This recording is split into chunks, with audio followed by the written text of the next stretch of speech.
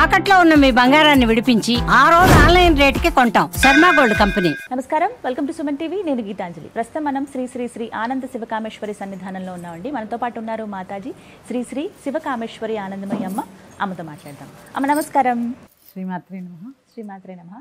అమ్మ, బలిపాడ్యమి అలాగే యమద్వితీయ ఇవి రెండు కూడా పండగలే అవును కదా. దీపావళి క్రమంలో వచ్చే 4-5 రోజులు ఇవి. అవును. మరి ఈ రోజున ఏంటమ్మా విశేషంగా ఏం చేయాలి, అసలు విధి విధానాలు ఏమైనా ఉన్నాయా తెలియచేయండి. తప్పకుండా తెలియజేస్తాను. సుమన్ టీవీ వీక్షిస్తున్న ప్రేక్షకులందరికీ శ్రీమాత్రే నమః.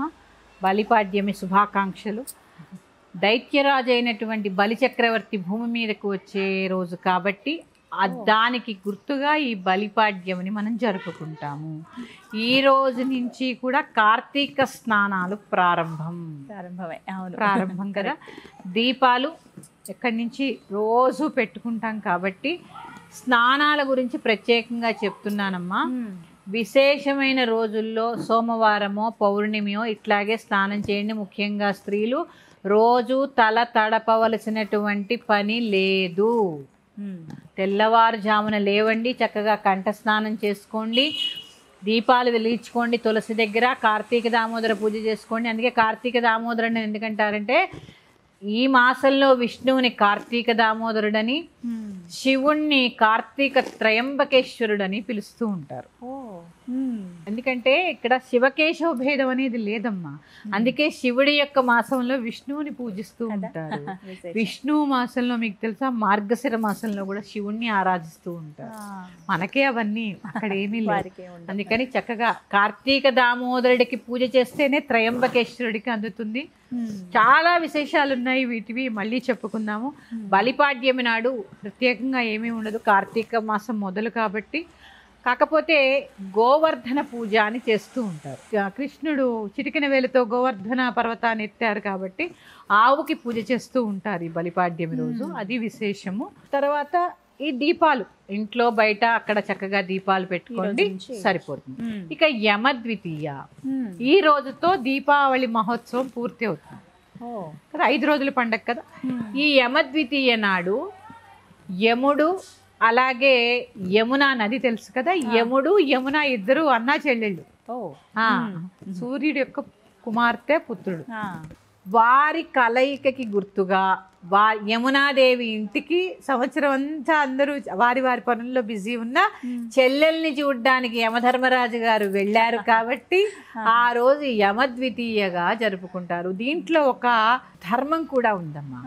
అసలు ధర్మశాస్త్ర ప్రకారము వివాహమైనటువంటి స్త్రీ ఎవరైతే ఉంటుందో అమ్మాయి, ఆ ఇంటికి ఎప్పుడు పడితే అప్పుడు భోజనానికి వెళ్ళకూడదు. ఇలాంటి సందర్భాలలోనే వెళ్ళి భోజనం చేసి రావాలి. అందుకని ఈ యమద్వితీయ నాడు చక్కగా వెళ్ళి ఆ యముడు యమునాదేవి దగ్గరికి వచ్చి భోజనం చేసి ఆ యొక్క ఆడబడుచుని ఆశీర్వదించి పసుపు కుంకుమలు ఇచ్చి వెళ్ళాడు కాబట్టి ఈరోజు భగిని హస్త భోజనం అని చెప్పి జరుపుకుంటూ ఉంటారు. మనకి రాఖీ పండగ కొత్తగా, అంటే ఇది వరకు లేదమ్మా. రాఖీ ఇక్కడ మనం జరుపుకునే వాళ్ళం కాదు, రాఖీ పండగ కాదు, చాలా బాగా ఈ భగిని హస్త భోజనాన్ని జరుపుకునేవారు. ప్రతి చెల్లెలింటికి అన్నగారు పిలిచినా పిలవకపోయినా భోజనానికి వెళ్ళేవారు. ఎందుకంటే వివాహం అయిపోయిన తర్వాత ఆ స్త్రీకి రావడానికి కుదరదు. ఆ పుట్టింటి వారిని చూడాలని ఉంటుంది, అన్నయ్యని చూడాలని ఉంటుంది, తండ్రిని చూడాలని ఉంటుంది. పూర్వం ఇన్ని బస్సు సౌకర్యాలు ఇన్ని లేవు కదా. ఆ అన్నగారు ఆ సంవత్సరంలో ఒక్కరోజు చెల్లెలి ఇంటికి పిలిచినా పిలవకపోయినా భోజనానికి వెళ్ళేవారు. ఇప్పుడు మేము పిలిస్తేనే వెళతాం, అది ప్రేమ కాదు. పిలవకపోయినా వెళ్ళండి. వారు ఏ సమస్యలో ఉన్నారో, వారే పనుల్లో మర్చిపోయారు, మీరు కూడా మర్చిపోకుండా పిలవండి. చక్కగా ఆ రోజు ప్రత్యేకంగా మీ అన్నగారు ఉంటే అన్నగారు, తమ్ముడైతే తమ్ముడు, చక్కగా వెళ్ళి పిలవండి. మీరు ఆడబిడ్డ ఇంటికి వెళ్ళి చక్కగా పసుపు కుంకుమలు ఇచ్చి సత్కరించండి. ఆడబిడ్డ అంటే ఇంటికి మహాలక్ష్మి అండి, అది గ్రహించండి. ఈరోజు మాత్రం భగిని హస్త భోజనాన్ని తప్పకుండా అందరూ చెయ్యండి. ఇది అమ్మ, ఈ రోజుతో దీపావళి పండుగ పూర్తి అవుతుంది ఈ కార్యక్రమంతో. ఇక్కడ చిన్న సందేహం అమ్మ, ఇప్పుడు ధనత్రయోదశి రోజు అమ్మవారి పూజతో స్టార్ట్ చేసాం. లక్ష్మీ అమ్మవారి ఫోటో పెట్టుకుని ఇలా చేస్తారు చాలా మంది. మరి ఈ రోజున అమ్మవారికి ఉద్వాసన పలకొచ్చా?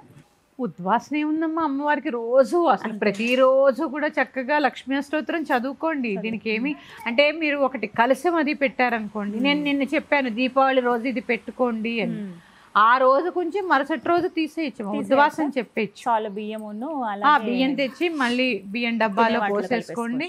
ఇలా బోర్లు ఇచ్చేయకూడదు కొన్ని, అందులో దాంతో సహా బియ్యంలో పెట్టేసేయండి, అంతే పెట్టేసేయండి.